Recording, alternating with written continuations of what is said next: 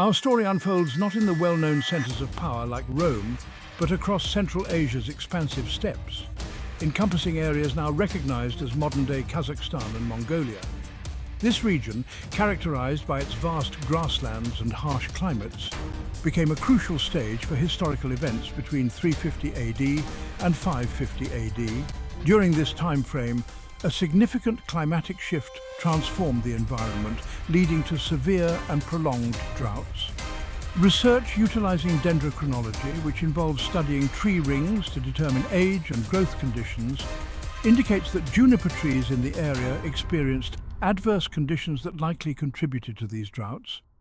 As the steppes became increasingly inhospitable due to the lack of water and the decline of vegetation, the nomadic pastoralists, known as the Huns, were compelled to adapt in order to survive. The Huns, renowned for their skilled horsemanship and adaptability, began a significant migration in search of more favourable habitats that could support their herding and grazing lifestyle. This movement was not a peaceful quest. It soon led them into direct conflict with the Gothic tribes inhabiting the territories that are now part of Ukraine. The ensuing clashes between the Huns and the Goths would alter the dynamics of power in the region, setting the stage for a turbulent era marked by migration, warfare, and significant shifts in population.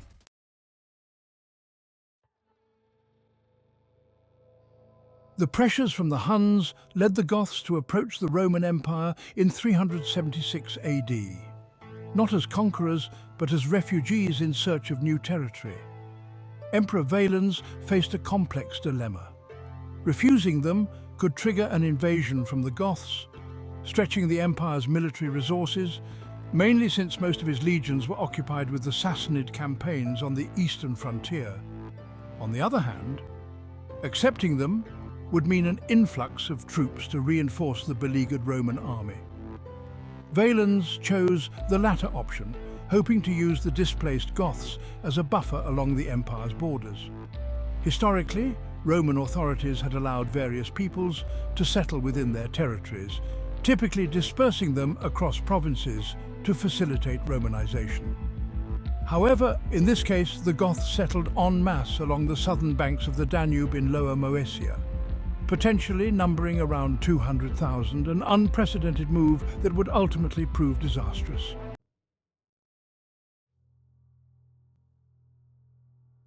The agreement stated that the empire would provide the Goths with provisions. However, widespread corruption undermined these efforts.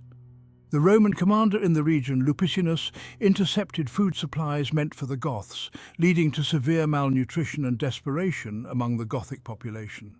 Some families even resorted to selling their children into slavery in exchange for food. The cumulative grievances among the Goths sparked a sense of rebellion.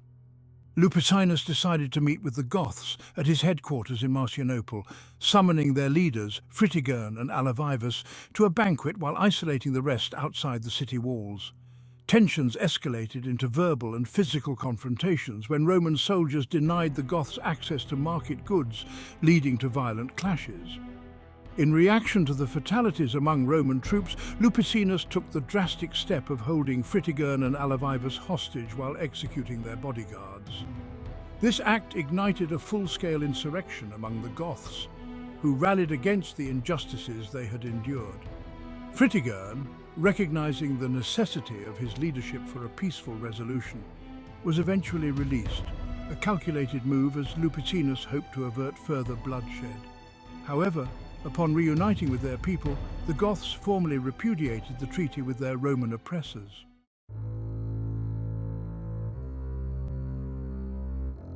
A confrontation became inevitable as Lupicinus mobilized his available forces. Eventually, this led to the Battle of Marcianople, which resulted in a catastrophic defeat for the Romans, marked by the loss of the legion's military standards.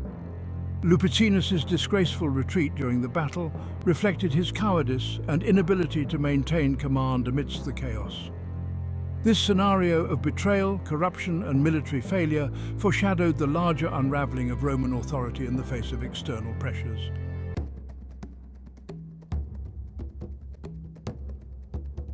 The Roman Empire faced an escalating crisis as the Gothic rebellions intensified, swelling with reinforcements from various sources, including disaffected tribes within the empire, escaped slaves and convicts. While fortified urban centres remained secure, rural territories increasingly fell under the control of barbarian groups. Emperor Valens recognized the urgent necessity of addressing the looming threats posed by the Goths, understanding that their continued aggression could destabilize the region. In response to this challenge, he swiftly set into motion a series of diplomatic endeavors aimed at forging a quick peace settlement with the Sasanian Empire. He then took decisive action to mobilize his military forces, coordinating troops and resources to prepare for deployment. The interactions between the Romans and the Goths during this period were marked by a series of confrontations that ultimately yielded inconclusive outcomes. A notable example of this was the Battle of the Willows, where both armies clashed with ferocity and determination. Each side suffered substantial casualties, reflecting the intensity of the combat, yet neither faction was able to secure a clear and definitive victory. This stalemate highlighted the complexities of the conflict, as strategic maneuvers and valor on the battlefield could not shift the balance in favor of either the Romans or the Goths.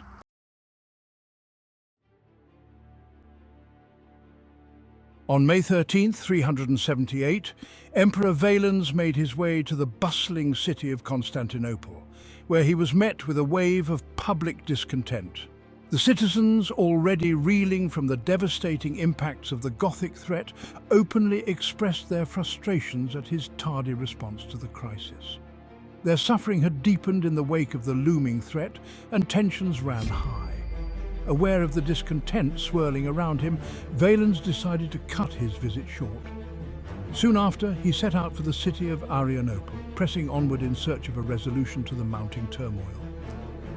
Despite Gratian, the Western Emperor, having promised his assistance, his military campaigns in the West significantly postponed his ability to mobilize forces for deployment.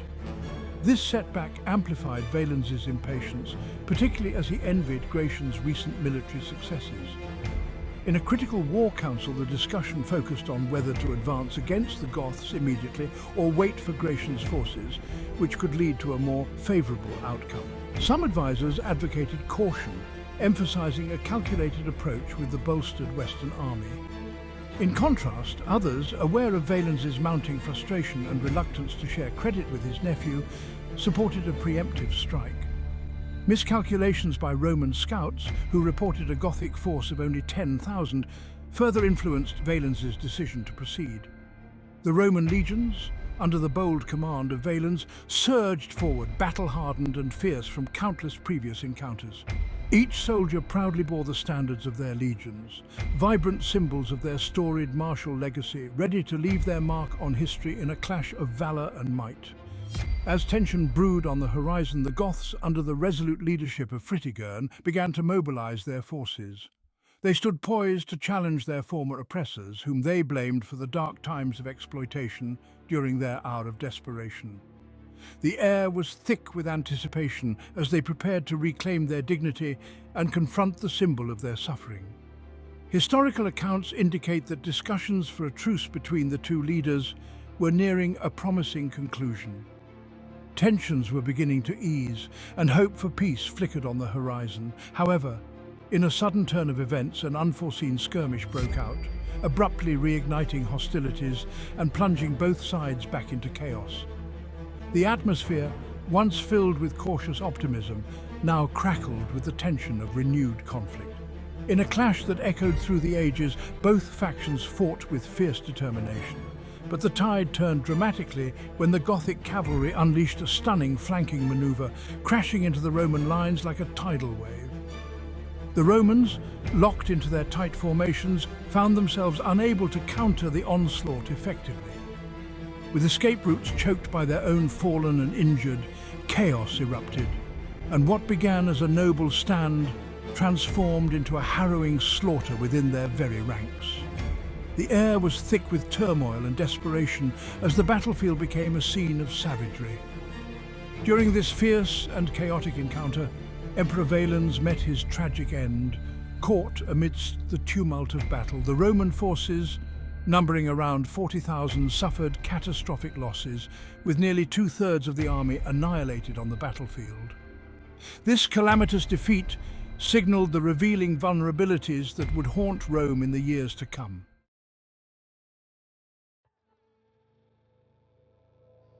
Following the annihilation of the Eastern Roman army, and with Gratian's Western forces unable to counter the Gothic threat, the Goths launched a campaign of terror across the Eastern Empire. Their audacity peaked with an assault on Constantinople, the imperial capital, although they failed to capture the city. The surrounding territories were left vulnerable to rampant plunder. After Emperor Valens's death, the Eastern Empire faced an urgent need for leadership. Although historical records vary regarding the specifics of his rise to power, it is generally believed that Theodosius became the Eastern Emperor with the endorsement of Gratian or with the support of the Roman legions.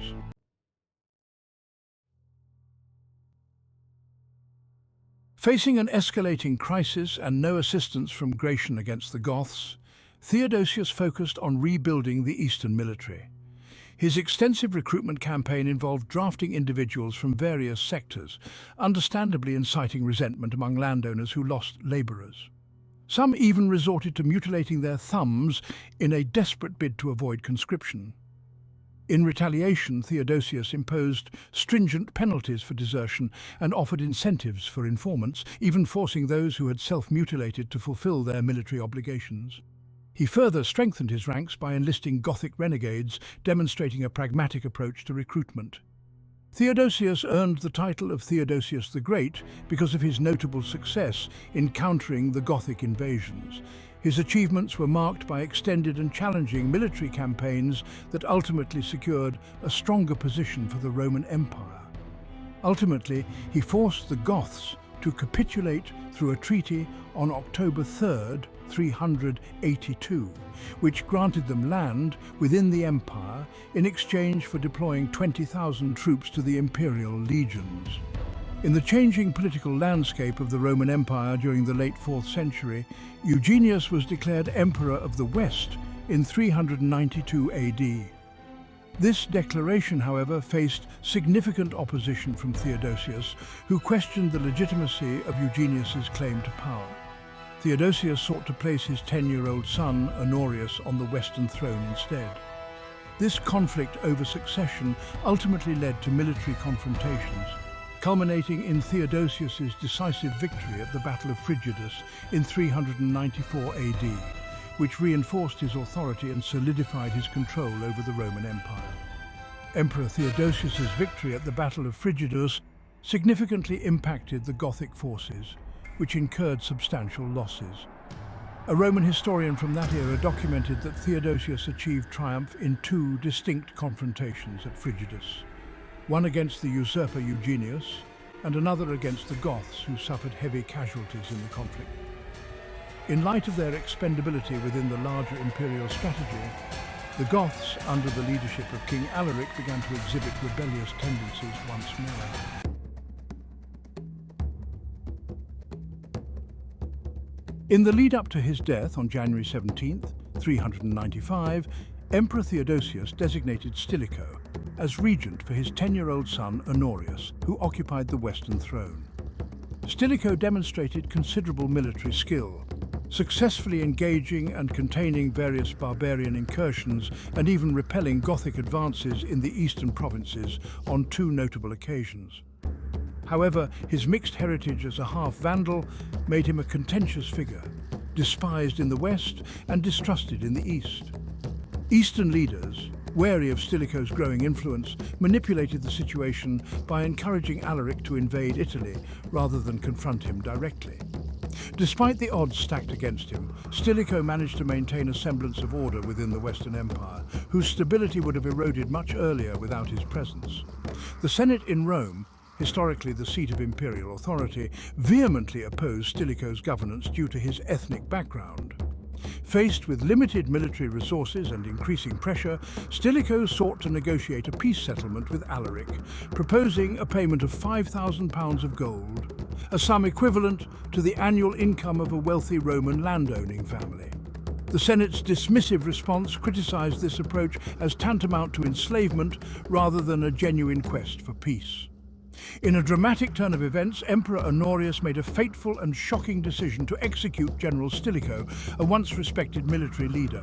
This unprecedented action sent shockwaves through the ranks, prompting a significant defection among Stilicho's disillusioned troops, who abandoned their posts in droves.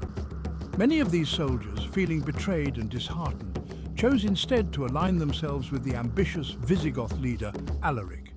With Stilicho's removal, a power vacuum emerged, and Alaric recognized a golden opportunity to capitalize on the fragile state of the Western Roman Empire.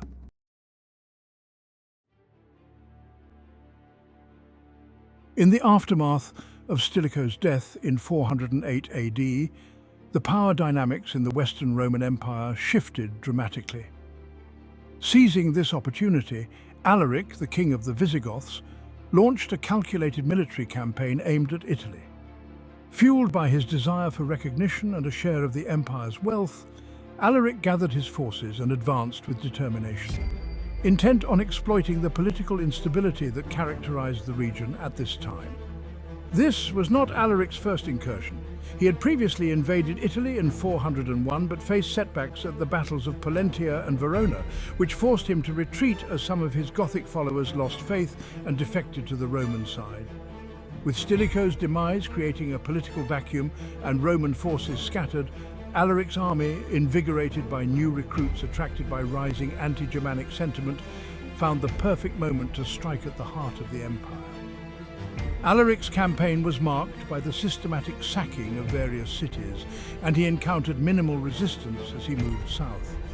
By late 408, he had positioned his forces at the gates of Rome, initiating a siege against a city that had diminished in strategic significance, especially since it was no longer the official capital of the empire. Despite its reduced role, Rome still retained considerable symbolic weight, with a population estimated at around 800,000. Alaric's control of the Tiber River was critical, allowing him to blockade the grain supplies essential for the city's survival. Within weeks, starvation and disease spread rapidly, leading to rumors of cannibalism among the populace. In response to delegations from the Roman Senate, which proclaimed the city's determination to defend its honor, Alaric retorted, "The thickest grass is easier to cut than the thinnest," illustrating his ruthless resolve. Alaric demanded a substantial tribute of gold, silver, household goods, and barbarian slaves. When questioned about what would remain for the citizens of Rome, he coldly replied, "Their lives."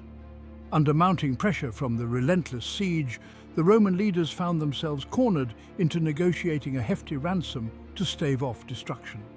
They reluctantly settled on a staggering payment, which included £5,000 of gleaming gold, £30,000 of shimmering silver, 4,000 luxurious silken tunics, 3,000 vibrant scarlet-dyed hides, and an impressive £3,000 of fragrant pepper.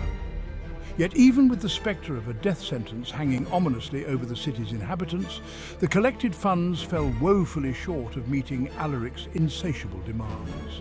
The senators, who were anticipated to contribute significantly according to their vast fortunes, disappointingly offered far less than what was necessary to secure the city's salvation.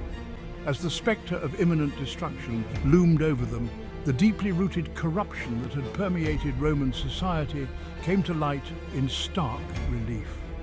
The once mighty empire, weighed down by its own decadence and moral decay, found itself in a precarious position.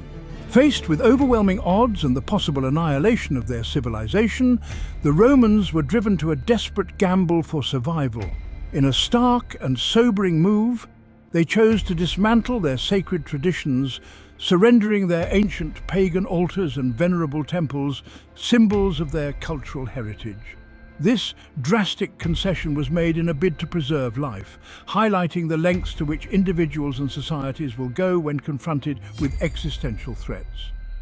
The capitulation reflected both a profound acknowledgement of their desperation and a willingness to forsake their historical beliefs in exchange for mere survival. The siege concluded in December 408. In January 409, Amid the ongoing threat posed by Alaric, the Roman Senate began diplomatic efforts by sending an embassy to Emperor Honorius at the imperial court in Ravenna, urging him to negotiate with the Goths. In response, Honorius summoned 5 legions comprising approximately 6,000 troops to fortify Rome. However, Alaric's forces intercepted these troops, resulting in most being killed or captured. Only about 100 soldiers managed to escape and reach the city. In the aftermath of a significant defeat, a second diplomatic mission was meticulously arranged to address the escalating tensions. This delegation notably included the esteemed figure of Pope Innocent I, whose presence was intended to lend both spiritual authority and political weight to the negotiations. The embassy was dispatched from Rome to the city of Ravenna with a critical mission: to implore Emperor Honorius to reconsider the possibility of engaging in negotiations with the Visigothic leader Alaric. The members of the mission held a profound hope that through renewed dialogue and engagement, a peaceful resolution could be reached, alleviating the suffering of the populace and potentially averting further bloodshed. However, despite the efforts and intentions of the diplomatic mission, Emperor Honorius ultimately opted for a course of warfare once again, dismissing the opportunity for peace and negotiation in favor of military action. As tensions escalated, news arrived at the court of Emperor Honorius regarding the significant movement of Alaric's brother-in-law, Ataulf. He had successfully crossed the formidable Julian Alps, bringing with him a determined force of warriors. Ataulf's strategic aim was to join forces with Alaric, further solidifying their combined military strength and posing an even greater threat to the empire. In response to this alarming development, Honorius attempted to mobilize a military response, rallying his troops and seeking alliances. However, his efforts were met with numerous challenges, including inadequate resources, a lack of coordination among his generals, and the ever-present threat of internal dissent. As a result, these initiatives produced minimal success, leaving Honorius struggling to counter Ataulf's advancing contingent effectively. The urgency of the situation weighed heavily on the emperor, as he realized the precarious position in which his realm found itself. His continuous failures in military engagements marked a significant decline in the effectiveness of the Western Roman government. An unexpected turn of events unfolded in the tense atmosphere surrounding the Roman Empire. Wild rumors began to circulate, suggesting that Honorius had secured the allegiance of 10,000 fierce Hunnic warriors, who were reportedly moving closer to Rome. In response to this alarming news, Alaric, the leader of the Visigoths, recalibrated his approach and revised his initial demands. He chose to advocate for more moderate terms, which included gold, land for settlement, and essential food supplies to sustain his people during the harsh seasons. Alaric's strategy reflected a calculated effort to pursue peace. He hoped that a cooperative resolution would enable Rome to direct its attention toward potential Hunnic aggression. However, the Roman response was far from what Alaric had anticipated. Honorius firmly rejected these revised terms, underestimating the gravity of the situation. To compound the complexity, the promised Hunnic forces ultimately failed to materialize. Honorius had just made a grave mistake. In late 409, Alaric renewed his siege of Rome. Confronted with the severe and persistent starvation resulting from the crippling blockade, the Senate was left with no choice but to acquiesce to the demands put forth by Alaric, the powerful leader of the Visigoths. Aware of the dire situation and the mounting pressure from both the populace and their own ranks, the Senate made the contentious decision to appoint a senator closely aligned with Alaric as a rival emperor to the reigning Honorius. This senator, Priscus Attalus, was carefully selected by Alaric himself, ensuring that his interests would be safeguarded within the walls of power. In this precarious political arrangement, Alaric was bestowed with the prestigious title of Magister Utriusque Militiae, effectively placing him in a significant military leadership position that would bolster his influence over the Roman forces. Meanwhile, Ataulf, Alaric's brother-in-law, was elevated to the rank of Domesticorum Equitum, an important title that recognized his role as a commander of the domestic cavalry. With these concessions, the siege was lifted. During this period, Heraclian, the appointed governor of the vital province of Africa, demonstrated his steadfast loyalty to Emperor Honorius amidst the growing turmoil of the era. In a strategic move to assert his allegiance, he completely halted all grain shipments destined for Rome. This critical supply line primarily sustained the Gothic forces encamped in the vicinity, who increasingly relied on these shipments for survival. In response to this escalating situation, Attalus, seeking to undermine Heraclian's authority and re-establish a stable flow of grain across the Mediterranean, dispatched a contingent of Roman military forces. This maneuver aimed not only to destabilize Heraclian's grip on Africa, but also to secure the essential grain transport routes that were pivotal for maintaining the lifeline to Rome. Meanwhile, Alaric steadily advanced toward the city of Ravenna. He harbored a singular determination to force Emperor Honorius to abdicate his throne. The atmosphere in Ravenna was tense as Honorius found himself increasingly isolated, facing betrayal from those he once considered loyal allies. Whispers of treachery and conspiracies echoed through the corridors of power, with growing factions demanding his removal from power and punishment for perceived failures in leadership. Amidst this turmoil, Honorius prepared for the possibility of fleeing to Constantinople, seeking refuge from the rising tide of dissent. However, just as he was on the verge of making that fateful decision, a contingent of 4,000 Eastern Roman soldiers arrived in Ravenna, bolstering the city's defences at a critical moment. This unexpected reinforcement gave Honorius a renewed sense of determination to withstand the pressures mounting against him and await further developments from Africa, which held the balance of his rule. In a fortunate twist for Honorius, reports from Africa arrived, confirming that the forces loyal to General Heraclian were successfully maintaining control in the region.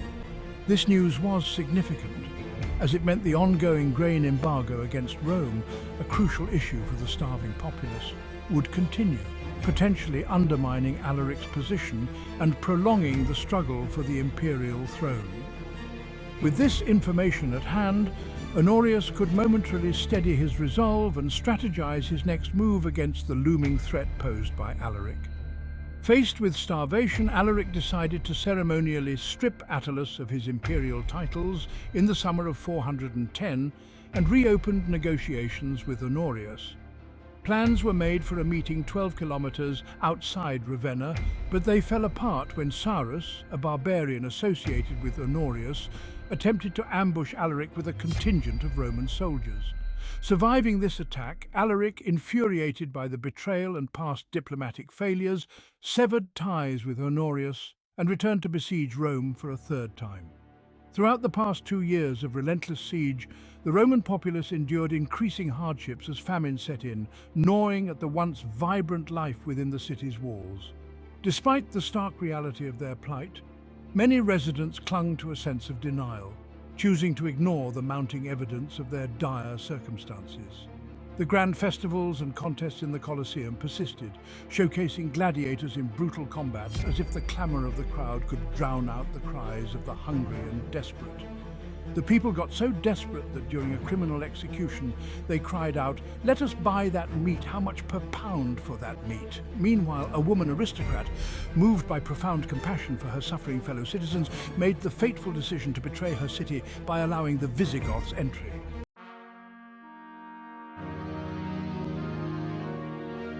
In 410 AD, the Visigoths sacked Rome. For a relentless 3 days, the once mighty city succumbed to the ruthless advance of barbarian invaders, resulting in widespread desecration and looting of its most significant structures. Not even the grand mausoleums of Augustus and Hadrian, esteemed symbols of imperial continuity and deep reverence, were spared from the onslaught. Their ornately crafted urns were violently shattered, leaving the sacred ashes of revered emperors scattered across the ground, tainted by the dust of destruction. The elaborate tombs, which had been hallowed for centuries, were stripped bare of all honor and dignity, transformed into targets of pillage rather than sacred sites deserving of respect. The once proud Roman populace, who had once ruled over vast territories with power and majesty, now found themselves vulnerable and at the mercy of those they derogatorily referred to as barbarians. These invaders, driven by a desire for destruction and conquest, trampled over a civilization that had, for centuries, been the epitome of cultural and political achievement. As the echoes of their triumph reverberated through the city's empty streets, the shocking reality of their plight set in, a profound loss not just of physical space but of identity and legacy. Alaric's strategy was one of cunning practicality. Fully aware that Rome could not provide the vital resources his people were in dire need of, he wisely shifted his focus to Africa. There, he sought the food and supplies that would nourish his starving troops and keep their hopes alive. Unfortunately, his plans were thwarted by a storm that wrecked his naval fleet during the Mediterranean crossing. As he retraced his route north through Italy, Alaric fell ill and ultimately died in Consentia Brutium. In accordance with Visigothic customs, Alaric's remains were secretly buried beneath the Busento riverbed. The river was temporarily diverted during the burial of the Gothic chieftain with his most prized loot. After the interment, the river was restored to its original course, and the labourers responsible for the burial were executed to keep the grave's location a secret.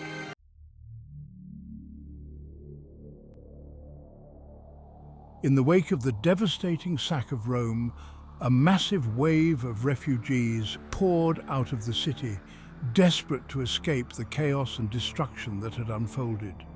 These individuals, many of whom had once lived in the grandeur of the Eternal City, now traversed the roads leading to the provinces, bearing news of their grim experiences.